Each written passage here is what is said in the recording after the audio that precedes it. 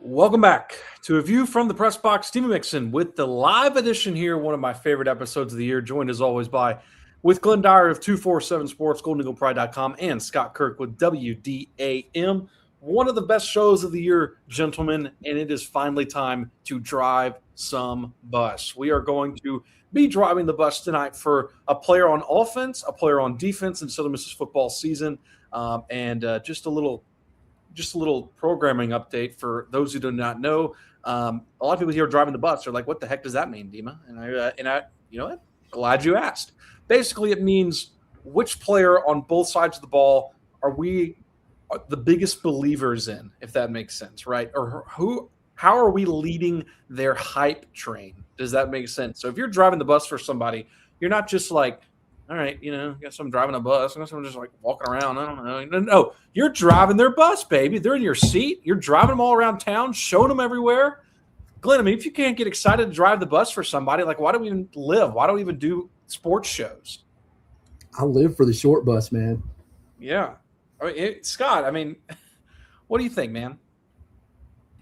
I'm ready to just drive off a cliff. Let's go, man. I mean, look, if you're in the passenger seat, if you're in the backseat, buckle up, go text your loved ones. We're going off the road. That's right. Well, we want to thank everybody for tuning into the live stream tonight. Again, we will be live streaming every Monday from now until the end of football season to give our analysis of games. Right now, we're in fall camp. We're going to give our analysis of fall camp. No aliens have derailed our live stream so far, but there is thunder and lightning, which I didn't even know existed.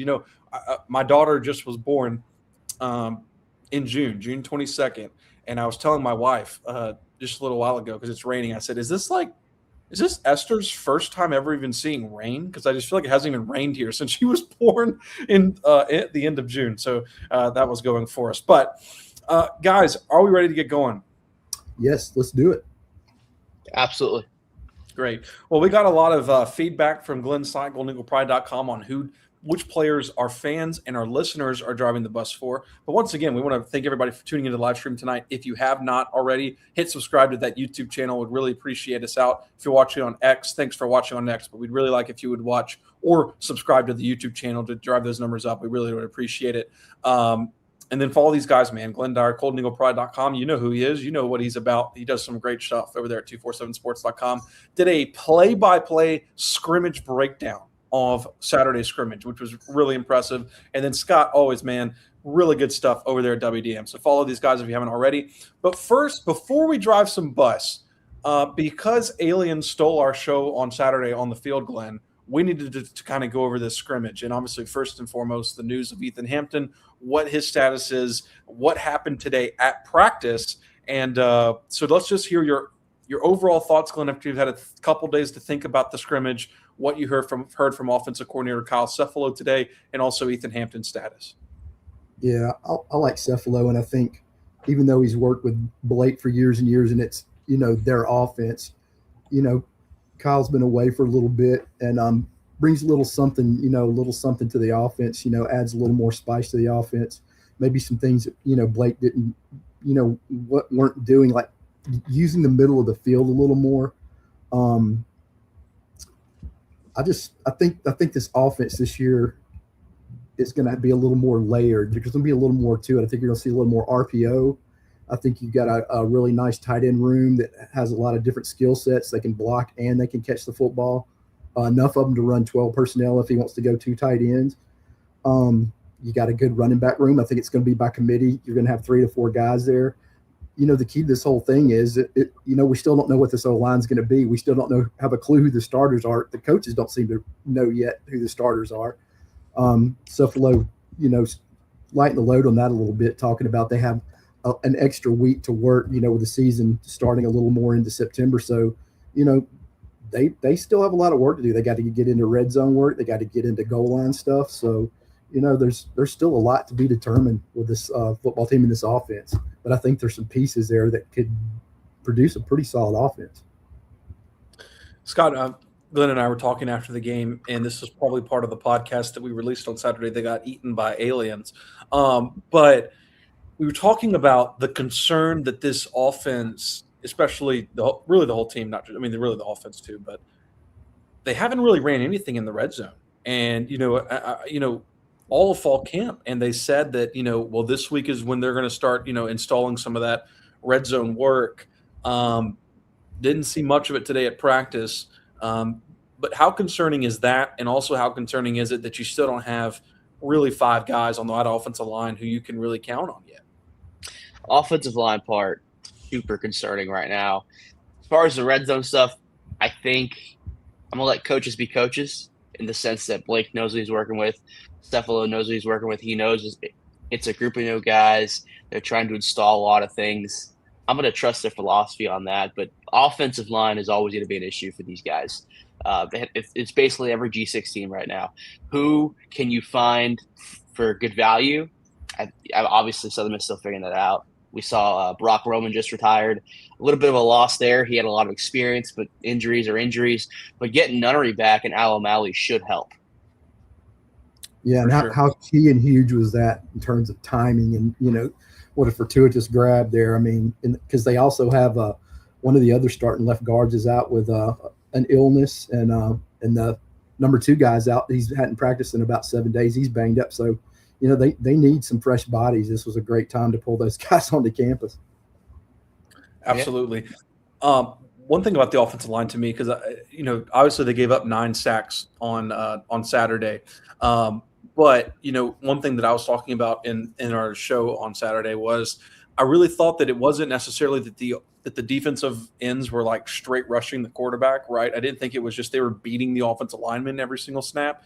I thought it was more lack of communication on that offensive line, where you had a lot of twists and turns, a lot of different rush packages, players coming off the edge. They blitzed some linebackers. They blitzed a couple corners even, in that scrimmage. And the offensive line just didn't communicate on him. And I thought that was more of an indictment on the fact that they just haven't played together. They don't, almost every series was a different 5. And I just don't know how sustainable that is going into this week. And it's why I asked Kyle Cephalo today in the interviews that we all had. I asked him, I said, listen, I know you've talked a lot about, waiting to see who your starters and when those guys will start to separate. But on Saturday scrimmage, which is the last tackling session until the first game, because even though they have this extra week next week, I don't think they can run any live work. Off the top of my head, I believe it's supposed to be like a game week. So Saturday is really like kind of the final time you can kind of, put teams down and go for 80 snaps or whatever until an actual game. How close, and both of you guys can answer this, how close do you think when they run out the first teams of both of those for that scrimmage on Saturday, do you think that if they played on Sunday, that would be your starting 11 on both sides of the football? Obviously, it comes down to injuries, and who knows what Hampton is going to be playing or not. But as close as possible, and do you think that they're going to be as close as they can to the first string with that first string, and then that first string will play together and they won't be swapping a lot of these offensive linemen all game? Or do you think we'll see more of the same of what we saw on Saturday? I'll go first. I think it's going to be a little bit of what we saw. I think the biggest thing that stands out, you just mentioned felt like there was a lack of communication. Well, that's because there's kind of a lack of leadership right now, and it's not just because guys don't care.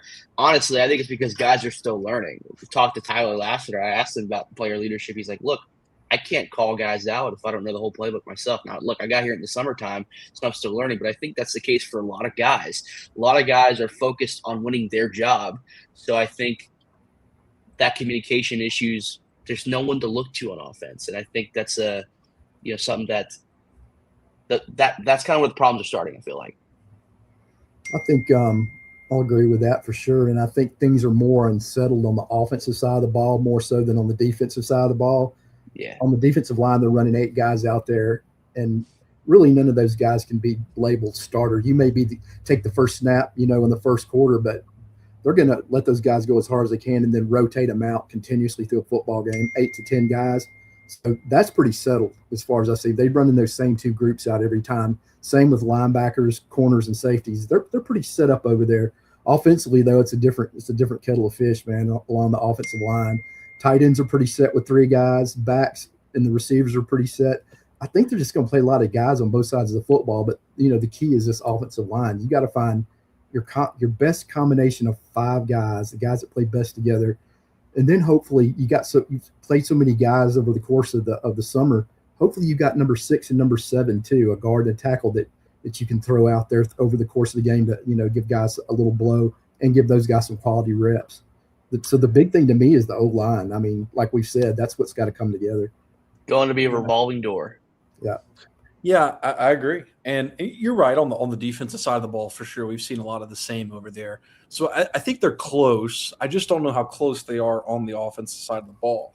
And so that to me is just a concern, because they weren't able to run the ball particularly well on Saturday. I think it was 13 carries for 36 yards or whatever for Robinson. And, I thought part of that was due to and Glyn, you kind of touched on this in your article, but the exceptional work of that front 7 that just looks so much better than it had in previous scrimmages. I think that's part of it, but the other part of it was there wasn't a lot of lanes for him to work with the run game. And so, I mean, we'll see what happens. I mean, I don't know.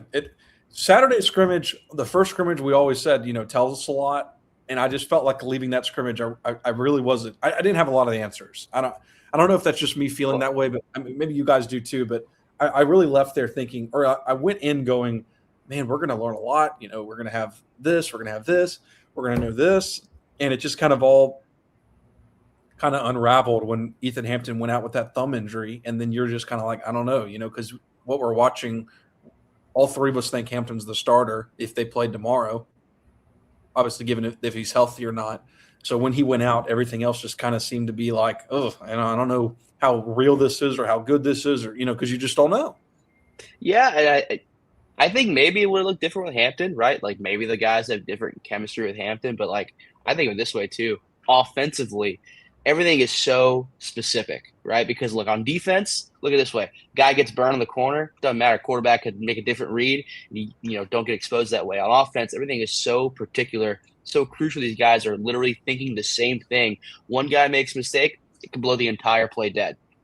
And I think unless you have that chemistry, it's not going to work the way you want to. Yeah, I mean, there's still so much of a level of discovery going on that side of the football, and Hampton not getting those reps. I mean, you could hear it kind of in both Cephalo and Blake's voice. They both reiterated that not getting those reps is tough. He needed to get those reps. The way it happened too, RPO, literally the opening series. I'm not gonna say it couldn't be worse because it could, but that's pretty bad. It's very unfortunate. Like that's not the way you want to start this, brand new team. I feel like there was confidence there. I had liked what I saw from Hampton in practice, so I was excited to see live reps. And I know it had to be gutting for Blake and for Kyle, but thankfully, hopefully, it's not as bad as they think. But yeah, I will say, just an update on him before we get into, the meat of this podcast of what everybody wants to hear. We saw him today at practice. He was, in a ball cap, no helmet. I did not see him pick up a football today. And, I don't know. It's like that. In my head, I'm like, that can't be good. But was there a cast? Was there tape? Tell us about what you saw in his hand. No hand, no hand stuff. So that to me is at least good. but I would have liked to have seen him pick up a football and and throw it around in his arms, toss it or whatever. But he didn't do that. But maybe tomorrow, at practice he will. They were in shells today, and they only went about an hour, of practice today. So, that could have been part of it. And Elijah Singleton, who was kind of that deep ball threat that kind of emerged in the fall practice last Saturday. He talked about him having a sprained ankle. He was on the bike the whole practice this morning, and then obviously what's the other injuries that we've already documented on the show. So a little banged up right now, but you kind of want to just survive to Saturday. And the last time they did, because Saturday's that like fan fest sort of thing with all the kids getting to come out and meet the players.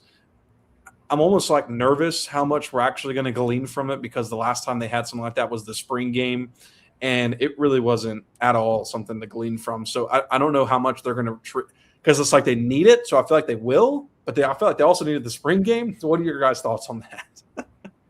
Yeah, I mean, I expect them to do as much as they possibly can. I mean, you got to get in as many quality snaps as you can, regardless of who's in the stands. I mean, this is such a crucial scrimmage for those guys. And, to some of these guys that are banged up, if it was a game week and we had a game coming, a guy like Elijah would be taped up and rolling out there. You can be a little more selective and be a little, give them a little more time. Why push it? You're not rolling into game week. You don't have a game in 6 days. So, that's a little different situation. Give them a little more extra time. And I'm sure Hampton's getting tons of rehab, over the course of the day. Right. Hey, you know what? With FanFest coming up, my biggest question is, if you're a kid and everyone's signing your poster, how many of those autographs are going to stay for next year? I mean, how many different autographs have people collected over the last 3 years? Under how many players that sign an autograph are also sign one next year? That's a great. I think that's the part that gets lost in the fold. Like, look, what happens on the field is so important, but like again, I said it last week. Like, I think the last player this city has been able to rally around and like keep and like everyone knew in public, grocery store, gas station, no matter, was Frank Gore. This program needs that again in some way. You don't have to be an all-star. You don't have to be a Hall of Famer. Just somebody to rally around. That's what they need. Yeah, and they have been lacking that so far. All right. Anything else on the scrimmage, today's practice, would you look forward to, or are y'all ready to drive some bus? Let's drive the bus. Man. Let's go. By the way, I got to answer a question. Andrew Ravity's asking about my hat. This is the king, man. This is Arnold Palmer. Go grab one in your fridge. Lemonade iced tea. Arnold Palmer right here. I just played some golf earlier with Dima. Smoked him. Yeah, he shot an 81. It was pretty impressive. Yeah, pretty nice.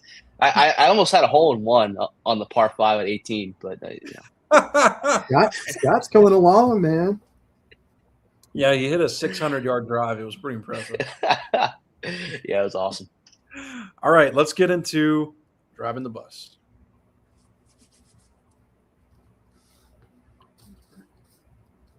Uh-oh, it's not gonna. I was expecting something really cool here, but I guess it may not work. With a friend? No way! Cruising on down Main Street, you're relaxed and feeling good. Next thing that you know, you see it.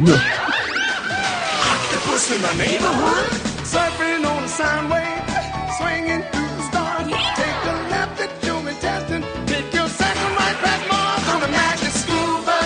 Alligator nostril, climb on the magic school bus, make a plane turn two. Take that!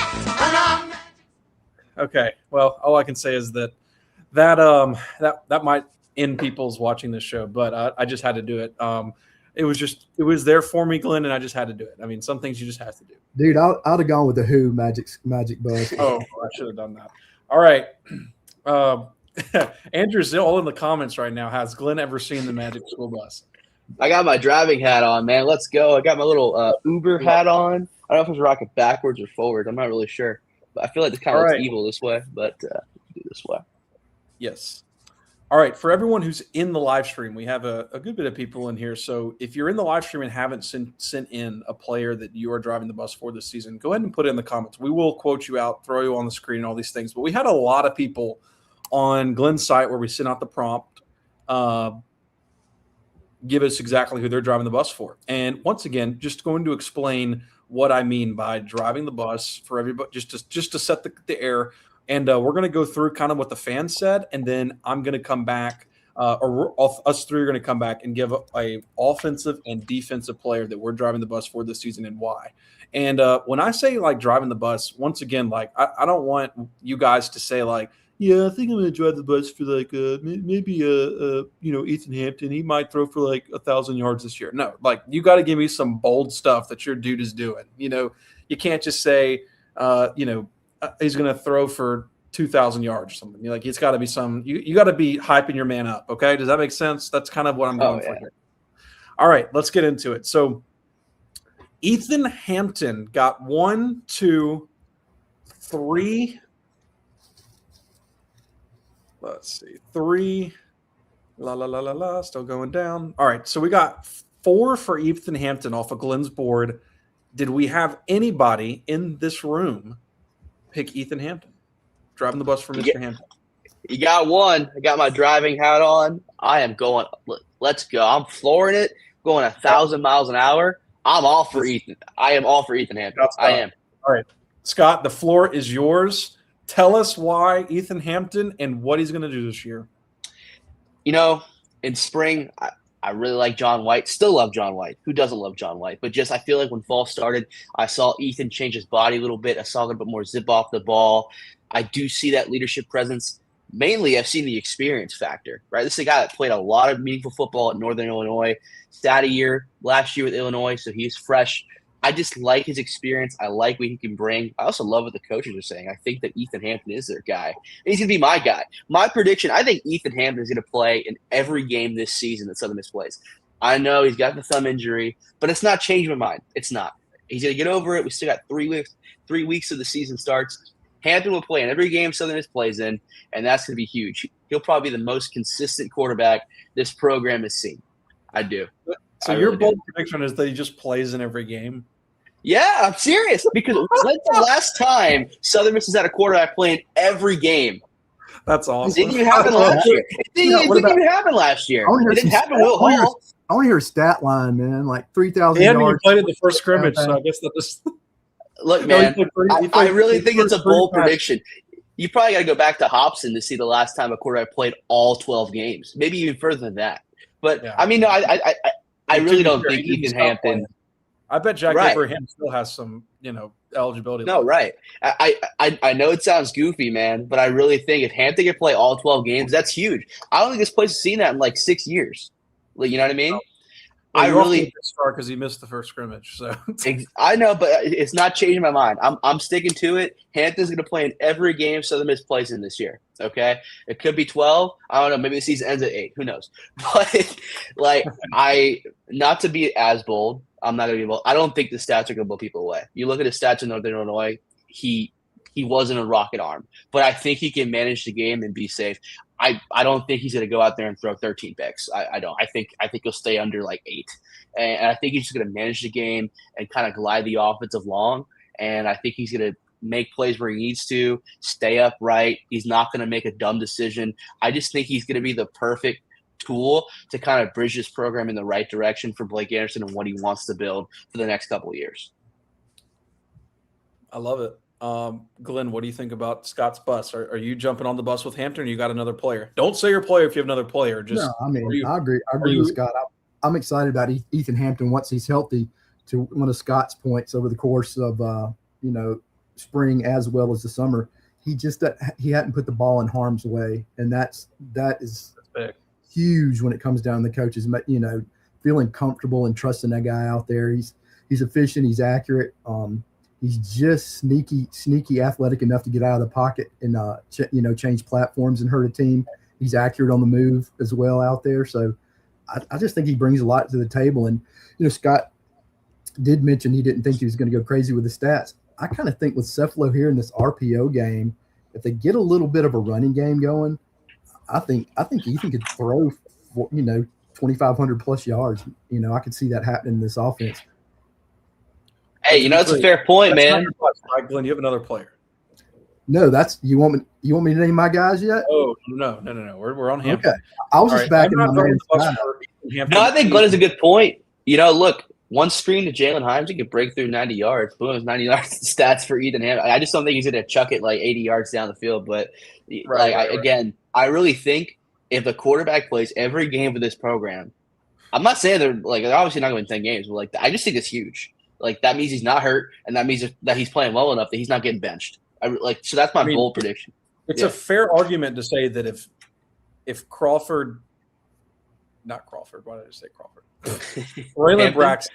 Last year. All 12 games last year, they would have won the West. I mean, it's not even a question. Yeah, so they were top 2 or 3 in the conference in offense before that happened, and people were complaining about we didn't have enough offense. If he stays healthy, they're going to compete for the top probably 2 offenses in the conference.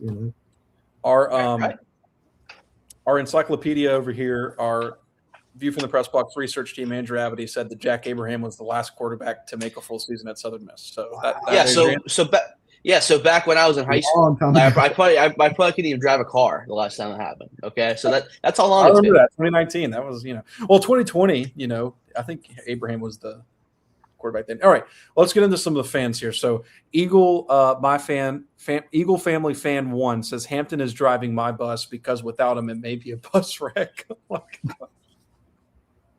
That's strong. That's a fair point. That's strong. Sorry, that made me laugh. Kudos, I like that. That is great. Sorry. That was Come join me. I'll drive us all. Don't you trust this hat? We got some characters on my board, man. Glenn, if I pull up to your house wearing this driving hat, you hop in, right?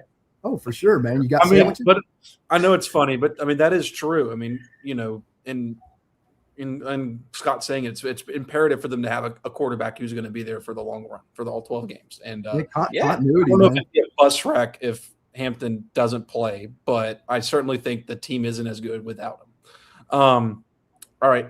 Super Eagle 2000 says, I agree. It's Hampton. I'm not sure about White and how much of a better quarterback he can get. It's year 3. We will have a whole new quarterback room next year, in my opinion. So 2 for Hampton from Glenn's board. Angela Kinney said, I'm driving the bus for Ethan Hampton. I have a friend in St. Louis who has 2 boys who played for NIU, and she had great things to say about him as a leader and thinks he's got a lot of potential star power. I think Ethan is going to make some noise and finish the season healthy, thus ending the Southern Miss QB1 curse. I predict by season end, we all agree that he is much better than Braylon ever was. That is some severe bus driving. That's bold. That's bold. That's real bus driving from Miss Kinney. Wow. I think I'll ever say that he's guys. He's not going to be better than those guys. I'm just not. Different kind of quarterback. He could be better in his own way. Right. He's already a better pure passer than Braylon ever thought about being. But Braylon's obviously 2 times the athlete. So, look, no offense to this year's team, but you look at Braylon Braxton and Hampton this year. Braylon had a silver spoon in his mouth. Okay, lots of continuity coming back, lots of pieces coming back. It's so much different. But I mean, it's a good point. If Ethan does play every game, right, and I would assume it's a really good thing, right, because he's healthy and he's not playing bad enough to lose a job. Maybe stats wise and just heart wise, he would probably be better than Braylon here at Southern Miss. But maybe so I don't hate it. I don't. I think Ethan's skill set fits more with what Cephalo and Anderson want to do with this offense. Yeah. Common Sense Eagle on Twitter said Hampton. I'm driving the bus for Hampton. Have to get him to get out of first gear, quote unquote, right now. High hopes for White down the road, though. I mean, it sounds like next year, when we get back to driving the bus next year for a new player, there might be a couple of White bus driving.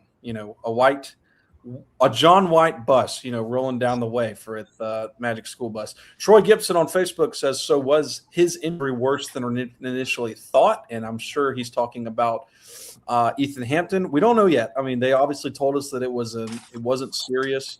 But I will say, and I'm not trying to I will say two things. Blake Anderson has been very honest with us. Number one, there's no reason for us not to believe him before I say what I'm about to say. But number two, they told us all last year that Braylon Braxton was fine, and he didn't play any of the rest of the games. So that's 2 things. Now, I know it's a completely different coaching staff, and I'm not comparing Blake Anderson and Charles Huff, but we've heard it before where we hear quarterbacks are fine, and then they don't play. So that is something to know. That's a fair point. Yeah, absolutely. So I'm not saying Blake is like that because he's given us no reason to think that, but I will say if by Friday Ethan Hampton is still not throwing a ball, it's worse than we think. I mean, is that fair to say, Glenn?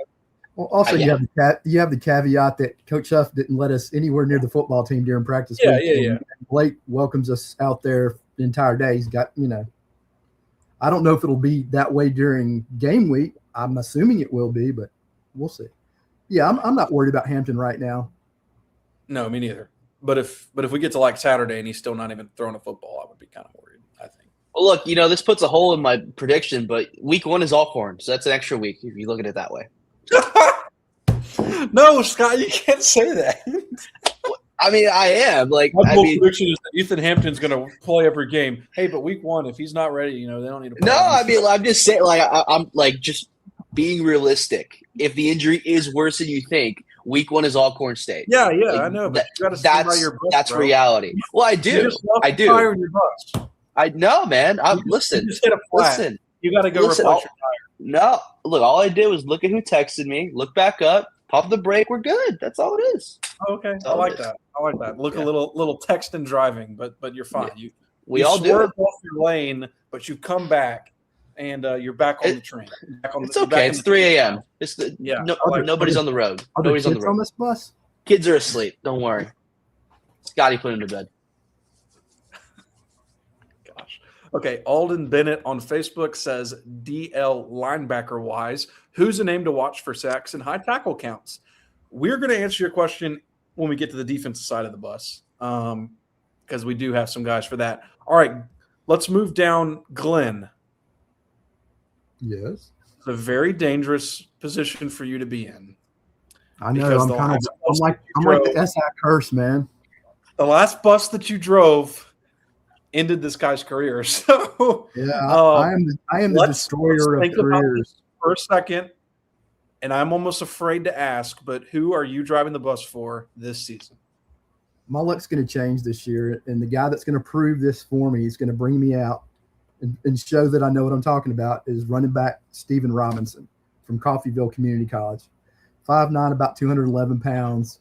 I think he's probably the most physical back we've had here in a long time.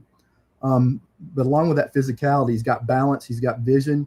And the thing I'm most excited about, after initial contact, he's got the speed to, extend a play, to take it to the house if he gets enough room. Our backs in the past have just not quite had enough of that fifth gear to really, hurt you once they got to the second level. This guy's got the whole package, man. He's super aggressive. He hit a guy in the last scrimmage, free safety came up, and they met about 7 yards past the line of scrimmage, and he laid the dude out. He never went down. The other guy laid on the field for about 5 minutes. Okay. I like it. Steven Robinson, what's your bold prediction from him? Bold prediction. Seeing as we have not had a running game since the Nixon administration, I'm probably going to say 600 yards and 8 to 10 touchdowns and another 150, 200 yards in receiving yards. So like 650 doesn't get me excited, but this is going to be a running back by committee, so it's not – he's not a one-man workhorse, right? So it's like when people hear 650, they're like, ugh, I see three guys get a lot of totes. It's going to him and Robert Briggs are going to tote it a lot, and there'll be a third guy in there once Jamarius Wilder gets healthy or Foster takes that third spot. But it'll be by committee. I like Robinson, and I'm interested to see what Briggs looks like when he gets back and healthy. When he is healthy, he's the fastest guy on this football team. Correct. Love it. So legit 10-500 meter guy. Do you like Glyn's bus, or do you have some? Do you feel like there's like a nail in the tire to it, or do you like it? No, I like it. I like the bold prediction. I just wanted to do like context, just maybe who to compare it to. Frank Gore Jr. senior year, he had 550 yards and 4 touchdowns, right? So he's predicting Robinson surpasses that for this season. I honestly, you could probably argue that Frank is the last good running back they had. So I like what I see for Robinson. I like the bold prediction. I'm for it, Glyn. I'll hop in with you. Okay, I like it. All right, no takers on Steven Robinson that I can find in the comments or. Steven's my guy, man. Yeah, no, stick with your dude. I love physical running backs. But in my deliver the blow, don't take the blow. Deliver the blow. Yeah, but in my opinion, I think it's good to have kind of some different opinions there. All right, the floor is mine. And the guy I'm driving the bus for this year on offense is Elijah Singleton, wide receiver. great scrimmage on Saturday, and here's why I think he's going to really surprise some people. A lot of people are talking about Grant Page. A lot of people are talking about Jalen Hines. A lot of people are talking about Davis Dalton. But Elijah Singleton has emerged to me as the deep ball threat on this football team. He can do it anywhere, any position they play him. In outside receiver, inside receiver, slot receiver, whatever it is, this man can get the football and go down the field in a hurry.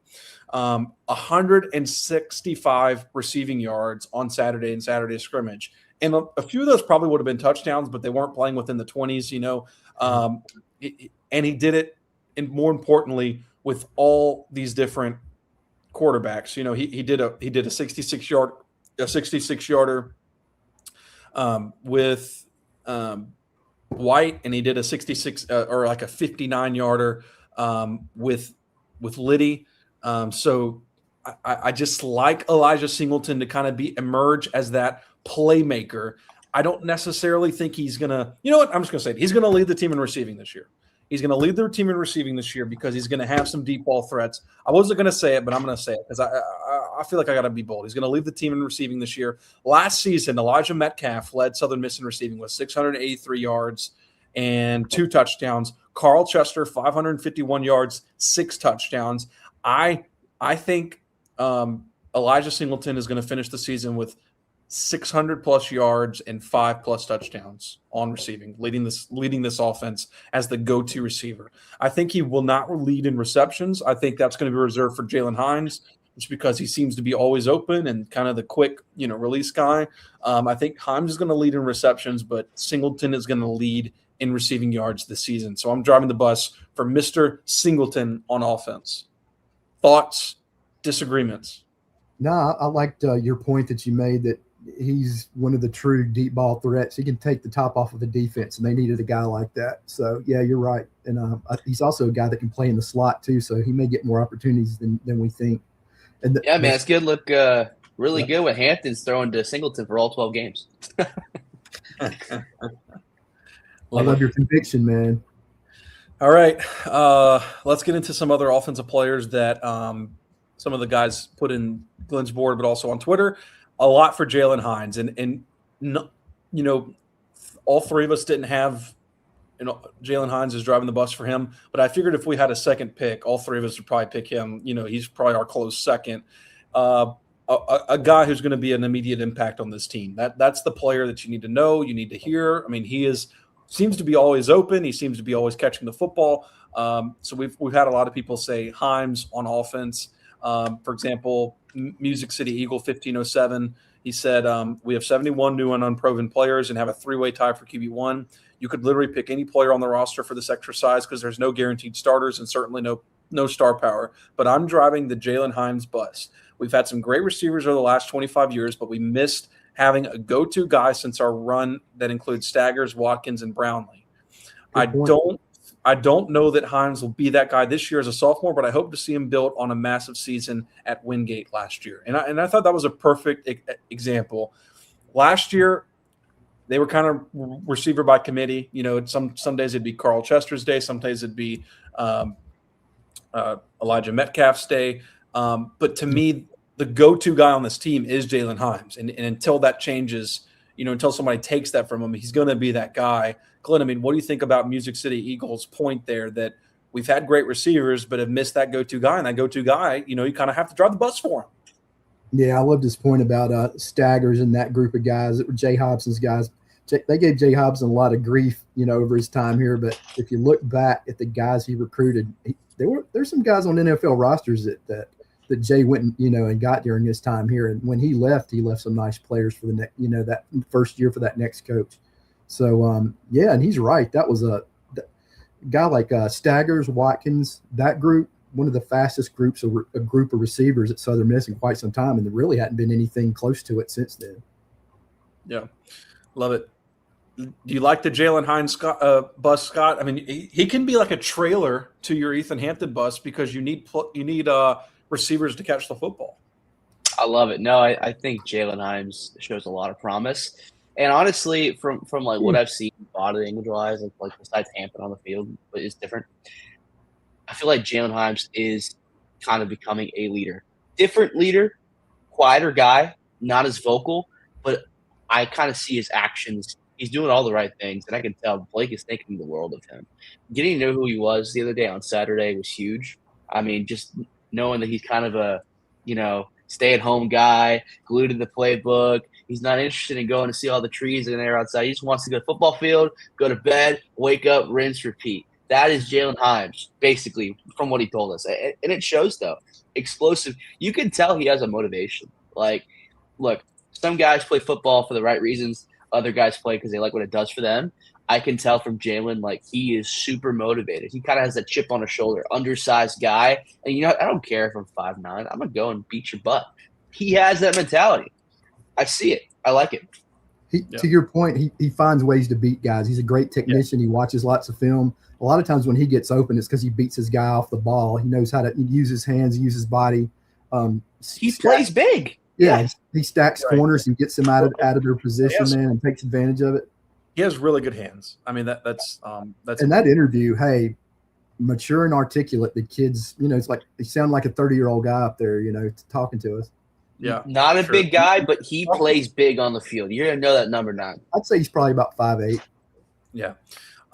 Glyn, you want to answer our friend Jewel Fire 4? Were you guys able to take a look at Javery Mayberry at tight end? Yeah, just from the conversations I heard, he's taking the most of the reps with the 3s and as the 2s as well. Out of the 3 guys that are going to get most of the snaps, he's probably your thickest, big body split zone hammer in the run game. So he'll give them a legit 250-pound guy, to crack back, lead running backs into the B gap, and I think that's going to be his calling card. Although he's sneaky, he caught a couple of passes Saturday. Yeah. He's sneaky, athletic enough. He's got good hands, but he's built to pound people in the run game.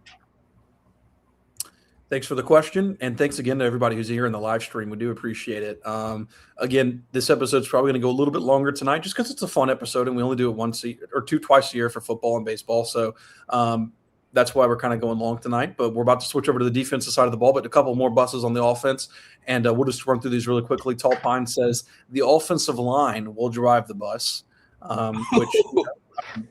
so he's driving the bus.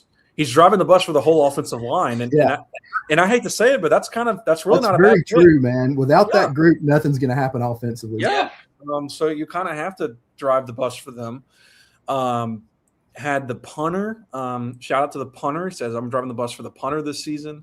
I wanted to do that. That guy's got a huge howitzer of a leg, man. People are going to. He said his mediocre punts are 45 yards. Yeah, he hit a 57-yarder the other day with huge hang time. Angela Kennedy, she has like 4 buses here, so she's got a lot of money to pay in gas. But she's a multitasker, man. Yes, that's right. And Marchant's driving one of them too. So she said, I'm also driving the bus for our tight ends and the 12 personnel sets. I've never understood why Southern Miss doesn't utilize our tight ends more, especially if we have struggled so much with our O-line and quarterbacks over the years. So I think this is the year for the 80s, but baby, I think Blake and Kyle can finally utilize the 2 tight end sets to give Ethan Hampton more than 2.4 seconds before someone attempts to kill him, and to give a nice big target to hit with short passes. Kilgore, Mayberry, Beck, Gooding. I mean, all those players can play right there at that tight end position. Peters, man, best freshman tight end they've picked up in quite some time. He's impressive for a true freshman. And we were talking about Van Peters. And we were talking about red zone stuff. I think we're going to see a lot of 12 personnel in the red zone just because it's going to be easy to kind of install that. And they haven't ran that a lot over the last couple of seasons that I remember, but 12 personnel in the red zone is just smart to me. I just think it works. You can run a lot of, creative, block first and split off with your tight ends for some wide open passes. So we'll see if that correlates into. Well, last year they didn't have enough healthy tight ends or tight ends with size to really run it. They had one guy really that could block. The rest of them were, smaller tight ends. So yeah, absolutely. All right, let's switch over to the defensive side of the ball. We'll start with Glyn. Glyn, who are you driving the bus for on defense? The floor is yours, sir. We got to talk to him today. Really mature guy from Southeast Missouri, Nassim Cairo. Kind of some of the older guys that are watching this will be able to relate. One of my favorite undersized D tackles from back in the day when Monken was here, Dylan Bradley. This guy kind of reminds me of Dylan Bradley a little bit. A little shorter guy, only about 280 pounds, but his game's about quickness and explosiveness. So he just beats guys in the gap, keeps guys' hands off of him. He's just quicker and wins with speed, and that was Dylan's game. So, and he had 2 sacks, probably maybe 3 during the scrimmages the other day, and he's just a natural leader. And we got to talk to him today. He's a mature guy. You asked him all these questions. I knew he was mature enough, so I asked him a little bit about 4-man fronts, 3-man fronts, multiple fronts are going to run, and he's like a coach, man. He reeled it off and answered it just like I thought he would. All right, so Nassim Cairo on the defensive line, and Glyn, you have him starting on the end, right? No, he's been starting at the D tackle. Okay, defensive tackle. Okay, so last season, Jamon Tapp led the team with 7.5 sacks. Over under Nassim Cairo, 7.5 sacks. This is your guy you're driving the bus. So he's under, but he's an inside guy. I don't expect him to get.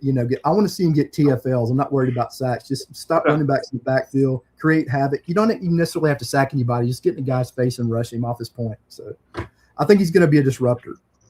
Yeah. Okay. I like it. Scott, do you like it?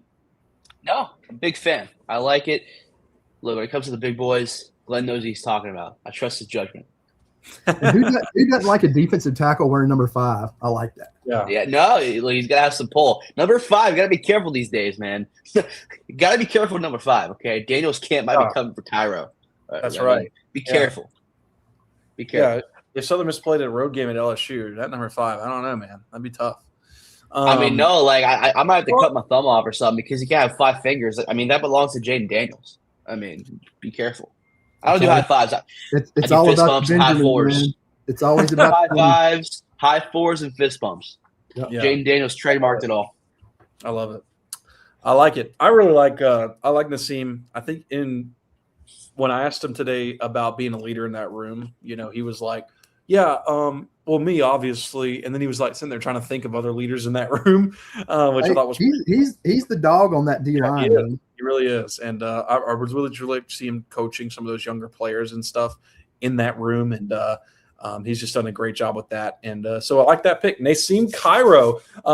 We had a couple of defensive bus drivers. Crazy Eagles said, thinking most will say Hampton, but I'm driving the bus for Tyler Lassiter.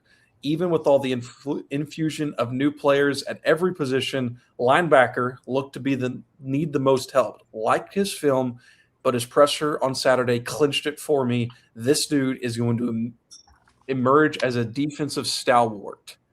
I don't even know what that word means.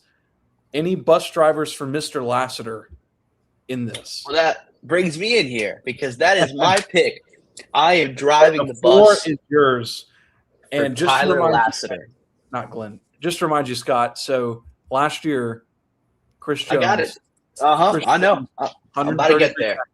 Okay, you're about to get – all right, well, the floor is yours. Drive your bus. Absolutely. No, Tyler Lassiter is my guy. Absolutely won me over Saturday. I loved everything he said.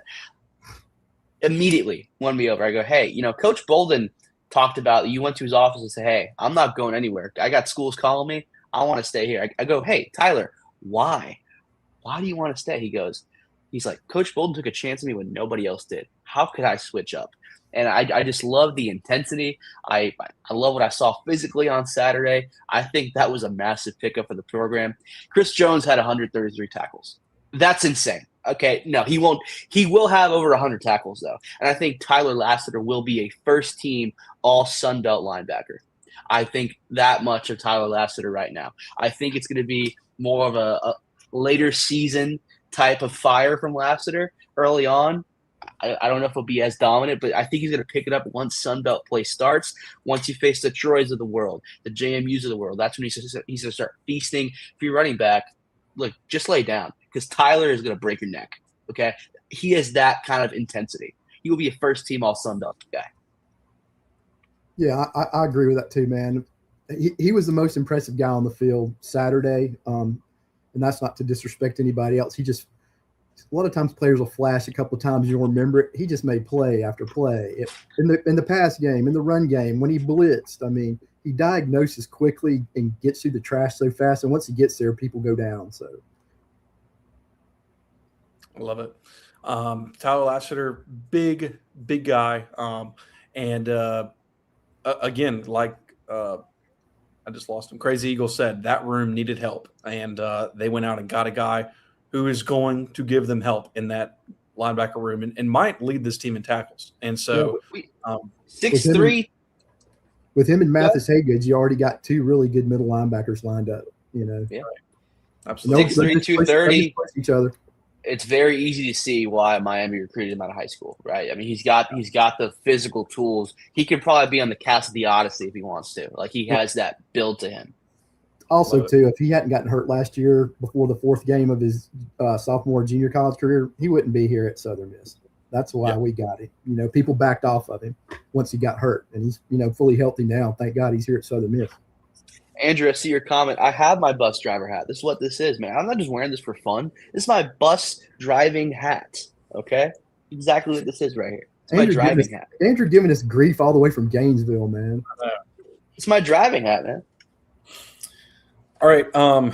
Tim S. Golf says, I'm going to ride the bus so far with this malign defense. I think they will play over their head. I see turnovers created and points scored from this bunch. Ride the D all the way to the end.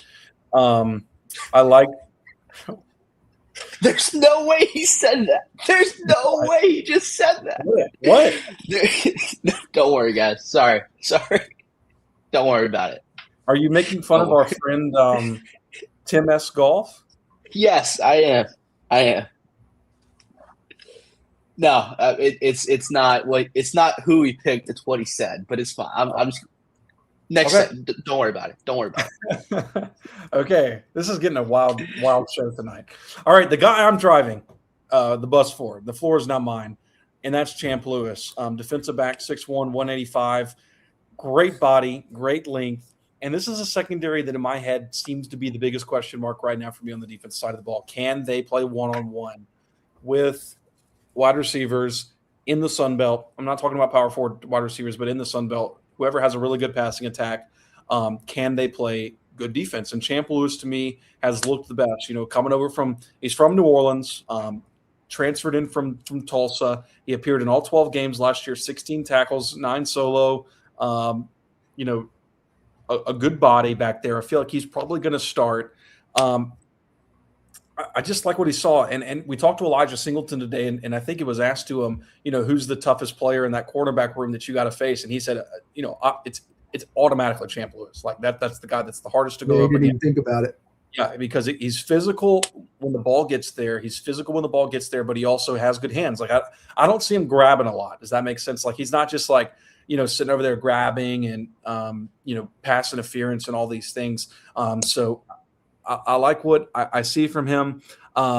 Josh Moten led the team with 5 interceptions last season. I don't think he's going to get 5, but I see him getting 2 or 3 interceptions this season. But I think he's probably going to be the best corner that Southern Miss has and can fly all over the field. So even when he's not in the middle of a play, I think he's going to, you know, be there and be a voice in that secondary that secondary needs, guys. That they need some playmakers back there, and they need some players to step up. So I'm going with Champ Lewis, and I'm going with the secondary that I know in my head is questionable, but I think this guy's the best player in the secondary, and his leadership and his play will help that secondary trend in the right direction as the season goes on. I like it. I'm a big fan. Well, look, when you got a name like Champ, you can't play like a chump. Okay, so he is living up to that right now. I like that. I know they kept their DB coach from last season. We know how crucial he was to what they did. I don't know if there is as many turnovers like you just mentioned, but athletic guy, he can kind of be the standstill there. I like it. Yeah. Most complete skill set at the corner position. He's a guy that I don't get nervous. You know, if you're going to put him out on the island, he's physical enough, good technique, smart guy, reads it. Trusts his technique, like Dima said, doesn't get handsy because he trusts his technique. You know, he's played a lot of football already, so yeah. Yeah, I like sneaky him. Pick too. Keeping Coach Calhoun on staff. I mean, pick. Sneaky on staff. Sneaky. All right, so Glyn is Steven Robinson and Nassim Cairo. He's driving the bus for those 2 players. Scott Hampton and Lassiter, and then I'm Elijah Singleton and Champ Lewis. Alden Bennett on Facebook. What about Mathis Haygood? I think he's got a good chance to be a big defensive piece for us with his experience. Yes, yes, and yes. I love Mathis. Yeah. Great leader in that room. He's going to be a great player for them. I'm not driving his bus this season just because I know what to expect from him. I expect him to be a big player on that defensive side of the ball. But I do think if you drove the bus for Mathis Haygood, you are in no wrong, sir. Yeah, and also at that middle linebacker position with Mathis and Tyler Laster, really good battle going on there, and I feel comfortable with either guy out there. So, yeah, a lot of rotation. Look, I agree. Well, look, do you want the Honda Civic or do you want to go take the nice, brand spanking new Genesis for a ride? I think it's kind of how you look at it. Mathis Haygood, I think he's a great option. I think he's gonna be a great piece.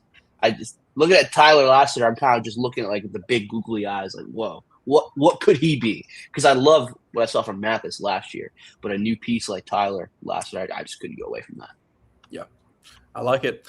Angela Kennedy says, "I thought I got a fleet of buses." You certainly did. You have a lot of work cut out for you. So, thank you so much for all the comments, though, and thank you all for on the board as well to send in your bus picks. And guys, I thought this exercise was fun. It's always a lot of fun.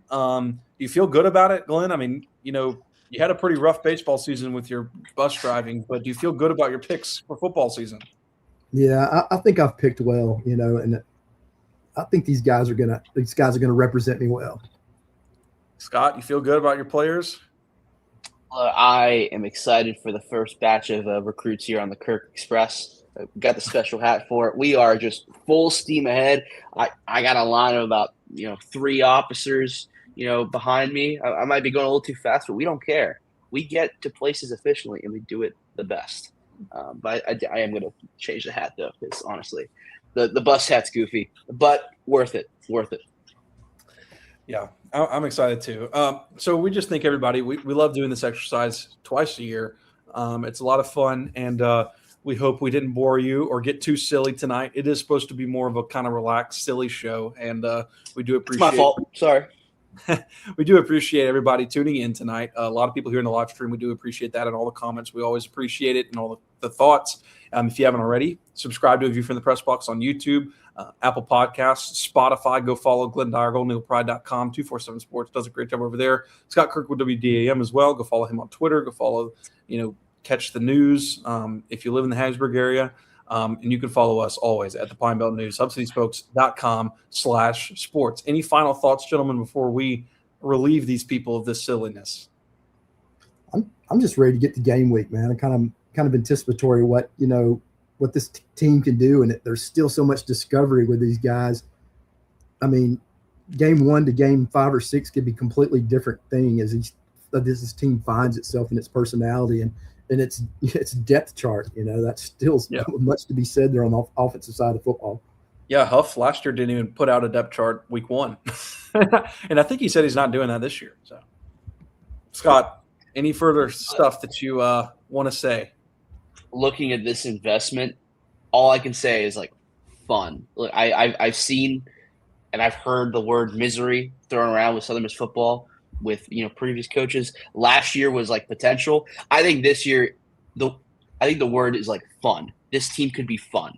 I don't think they're going to win the Sun Belt. I don't think they're going to make a bid for a top tier G16, but they could be fun. There could be fun plays, fun pieces, fun guys to watch, fun guys to hold on to.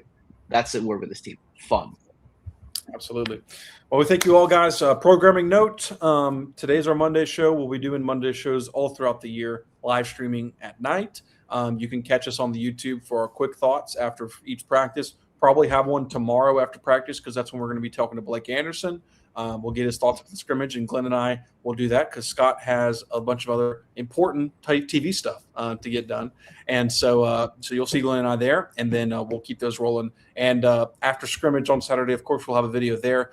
If the Heat aliens don't get us again, we'll have to figure out the right way to do that because I know that Inside. you guys – yeah, we'll have to figure that out. And because I know you guys want some thoughts after scrimmage, immediate thoughts, because those are important. And then we'll be back next Monday night. I forgot the topic of the show next Monday night, but tune in anyways. It's going to be fun. And then the next week is game week, and we'll give our game-by-game predictions. We'll go right down the schedule of where we think this team is going to fall in the Sun Belt. But for now, for Glyn Dyar, with goldeneaglepride.com, 247 Sports, and for Scott Kirk with WDAM, I'm Dima Mixon, and that was A View from the Press Box. Thanks for listening.